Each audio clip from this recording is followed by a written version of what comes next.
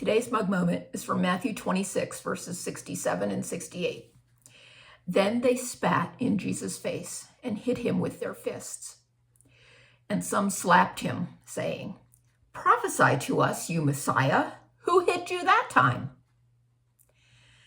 Many years ago, I was privileged to visit Israel. When we went to Jerusalem, our tour took us to a house they called Caiaphas' house. Underneath that house was a prison cell carved out of the rock that in Jesus' day had only one entrance, a hole at the top. Prisoners were lowered into that cell with a rope, and then the rope was removed. It was probably 15 or 20 feet deep, and the hole at the top was only about 3 feet in diameter.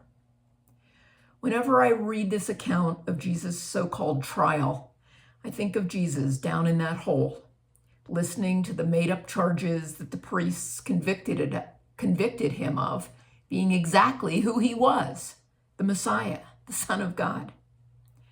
The crowd was caught up in the moment. And without even thinking of the reality of what they were doing, they spat on Jesus, they mocked him, saying things that they shouldn't have said. How often do we get caught up in the moment and say and do things we shouldn't do? Jesus was God. He could have called thousands of angels to defend him, but he didn't.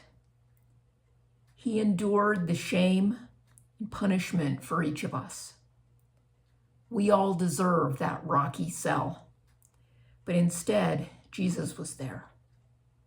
Pray today for the wisdom to know what to speak and do, especially when the circumstances push us in the wrong direction. Ask God for the strength that Jesus showed in that prison cell.